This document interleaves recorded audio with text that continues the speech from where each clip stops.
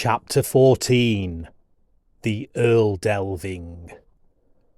The water was so cold that it took their breath away. Even Jurathor, the hardened warrior, could not stifle the cry that broke from his lips at the first shock. They waded along the tunnel for a short distance before having to swim, and they had not gone much farther when Finodri stopped and told the others to wait while he went ahead. He drew a deep breath. There was a flurry and a splash, and he did not answer when Colin spoke. "Where has he gone?" asked Susan. "The roof and water meet where he left us," said Jurathor. 2 minutes passed before Finodri broke the surface again, and it was some time after that before he could speak. "It is no distance," he said when at length his breathing was under control, "and the air is fresh, but the roof is low for many yards, so we must swim on our backs." Another swirl, and he was gone. "I'll wait about a minute," said Susan. She was more frightened than she cared to admit, but she hoped Colin and Jurathor would think that her teeth were chattering through the cold alone. "Right, here goes." "She has great courage," said Jurathor. "She hides her fear better than any of us." "Are you scared too?" said Colin. "Mortally. I will pit my wits and sword against all odds and take joy in it, but that is not courage. Courage is fear mastered, and in battle I am not afraid. Here, though, the enemy has no guile to be countered, no substance to be cast down. Victory or defeat mean nothing to it. Whether we win or lose affects us alone. It challenges us by its presence, and the real conflict is fought within ourselves. And so I am afraid, and I know not courage." "Oh," said Colin. He felt less isolated now, less shut in with his fears. "Well, I'd better be on my way." "Good luck to you," said Jurathor. Colin held his dive as long as possible, but the icy water constricted his lungs, and he was soon in need of air. He rose to what he implored would be the surface, but his hands and the back of his head scraped against the roof. Flustered, he kicked himself into a shallow dive, his stomach tightening, and his head seemed about to burst. This time, no! Again he struck the roof. What was wrong? Why was there no air? Finodri had said, he remembered. "Swim on your back, the roof is low. That's it." Colin turned frantically onto his back. The knapsack pulled at his shoulders and began to tilt him upside down. He threshed the water and managed to right himself, and then his lips broke surface. The air rushed out of his lungs, and Colin promptly sank, swallowing a lot of water. He kicked off so violently from the tunnel floor that he nearly stunned himself on the roof, but it quelled the panic, and he lay on his back, breathing air and water by turns. The roof was certainly low. In order to keep his lips above water, he had to squash his nose against the rough stone of the ceiling, which made progress as painful as it was difficult. After 20 yards, Colin was relieved to find that the distance between surface and roof was increasing, and, before long, he was able to turn onto his face and swim more naturally. But where were the others? He trod water. "Hello! Ahoy! Sue!" "Here!" It was Susan's voice, and not far ahead either. Almost at once the water grew shallow, and then he was knee-deep in mud, and Finodri's arm was about him. "Oh, let me sit down." Jurathor joined them presently, and he was in great distress. "Squabnose," he gasped. "I have been near death many times, but never has he stretched out his hand so close, or looked more terrible." Colin unwrapped the lamp to discover how it had withstood the rough passage. It was none the worse, and by its light the children saw that they were lying on a bank of red mud, soft and very sticky. Ahead of them was a tunnel, but it was far different from any in Westmine. The roof ran square to the walls, and nowhere was more than a yard high. The colours were striking, for the walls were of a deep red shale, and the roof was a bed of emerald copper ore. The going was difficult enough without the mud. It was not so bad for the dwarfs, but Colin and Susan developed a severe ache in neck and back very quickly. The tunnels never ran straight, and they would branch 5 times in as many yards. Caves were few, and seldom bigger than an average room. Water was everywhere, and what few shafts barred the way were flooded, and therefore easily crossed. After half a mile the relatively open passages were left behind, and now even the dwarfs were forced to crawl all the time. Roof falls became frequent too, and negotiating them was an arduous business. The children were continually surprised by the way in which it was possible to force their bodies through holes and cracks that looked as though they would have been a squeeze for a kitten, but they found that, no matter how impracticable a gap appeared, if a head and one arm could be pushed through together, then the rest of the body would eventually follow. Now and again they would come upon a stretch of rock over which the water had washed a delicate curtain. This was to be found where a vein of ore lay just above the roof. The water, trickling through the copper over the years, had spread a film of colour down the wall, ranging from the palest turquoise to the deepest sea green. The tunnels grew more constricted and involved.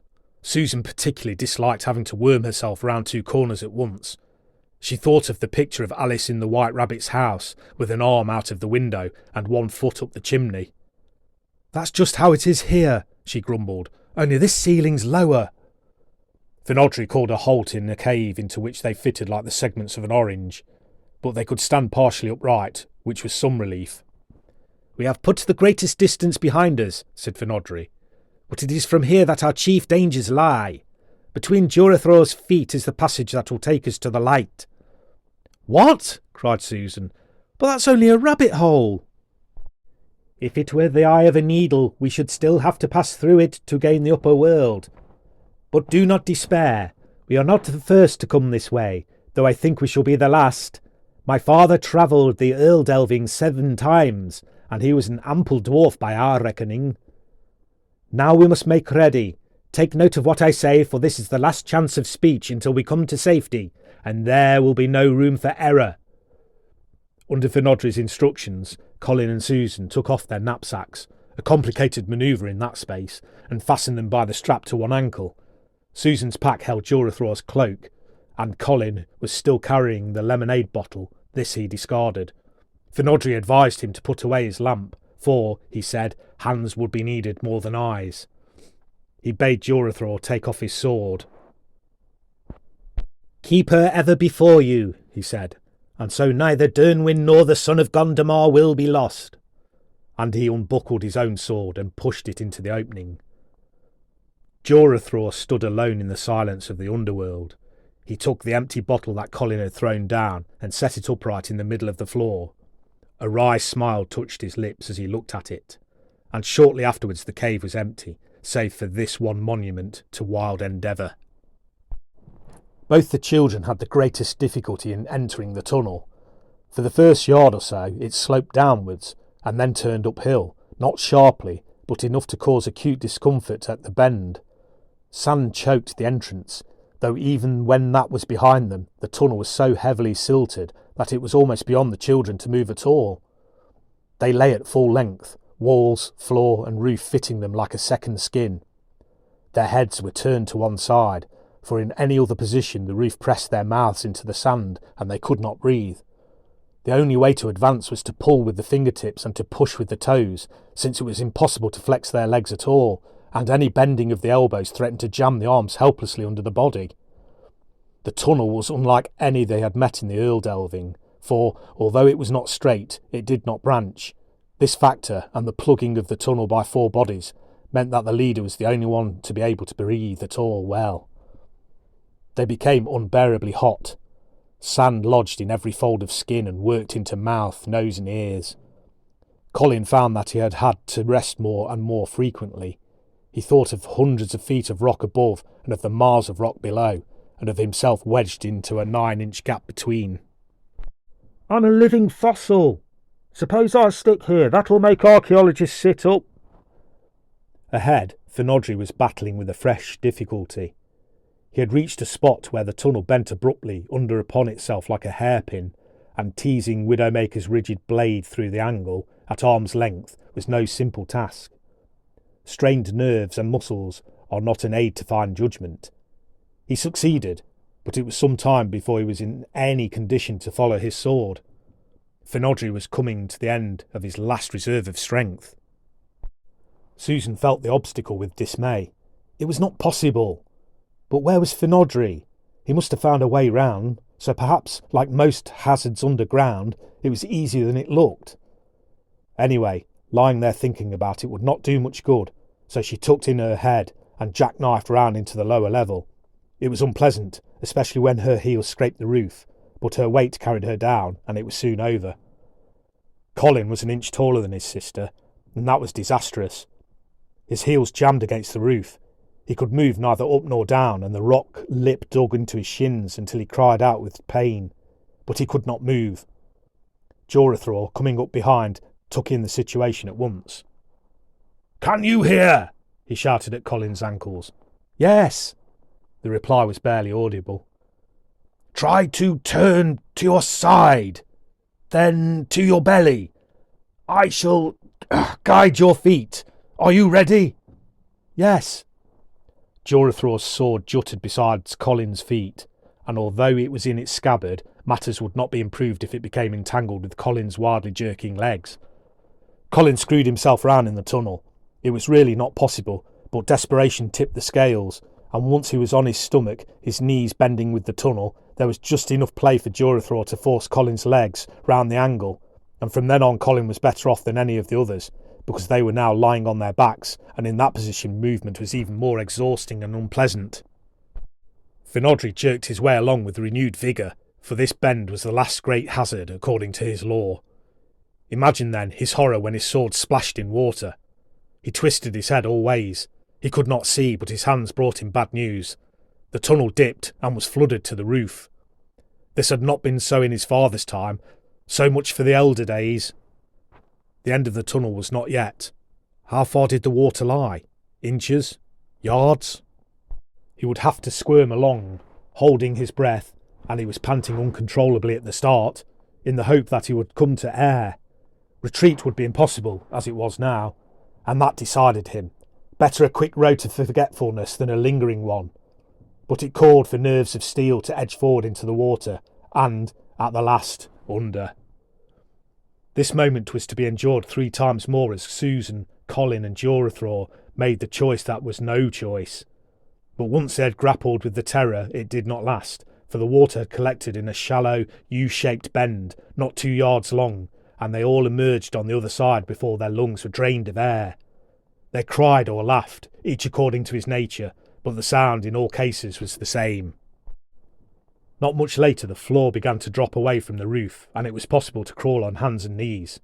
The children wrestled with the sodden webbing of their packs and talked rapidly and loudly of the perils they had faced, and said how good it was to move freely again. "Taken all in all," said Finodri, "the Earl Delving has not used us ill. I had feared it would be more cruel. From here we shall be in little danger, provided that we respect the smaller risks." They now pressed on with all speed, for there could be scarcely an hour of daylight left, and the prospect of having to spend the night in wet clothes, with mud for a bed, was in no way appealing. After a time, Susan thought she saw a faint grey blur ahead of them, past Finodri's shoulder. She switched off the lamp. "Here, Sue, what you playing at? Look, daylight!" It was, and soon they had reached it. They were at the end of the tunnel and at the bottom of a shaft.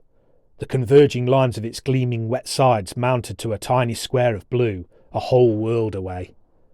"We've not got to climb up this shaft, have we?" said Colin. "Nay," laughed Finodri. "We shall be in dire straits ere I ask that of you. Our way is easier by far." He raked about with his feet behind the pile of rubbish at the bottom of the shaft. "It is somewhere.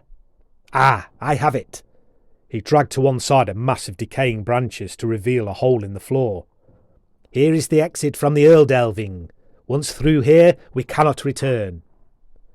It was a sloping continuation of the shaft, though only half its breadth, and it was cut through stiff clay that glistened without ledge or fissure. "It is a pleasant ride," said Finodri, seating himself on the edge and grinning at Susan.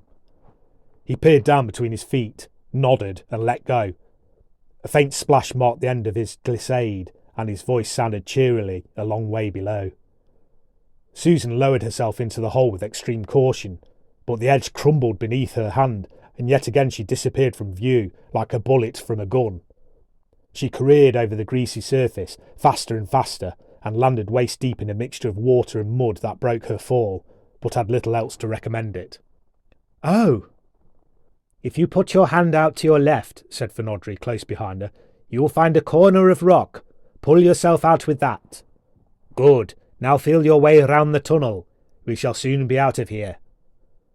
The tunnel was flooded to a depth of 3 feet and was sticky with clay, but it was high and not long.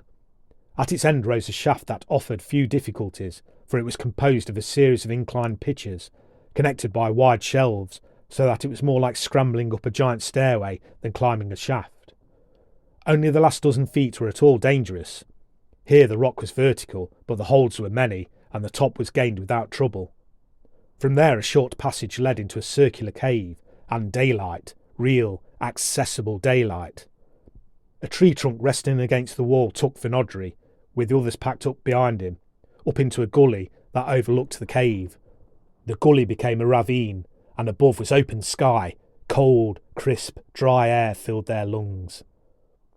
The side of the ravine was scored with holes and ledges, and children and dwarves almost fell over each other as they swarmed up the last monotony of stone, out of the eternal, stagnant silences, into light and life and wide horizons. Then there was grass beneath them, and a wind upon their cheeks.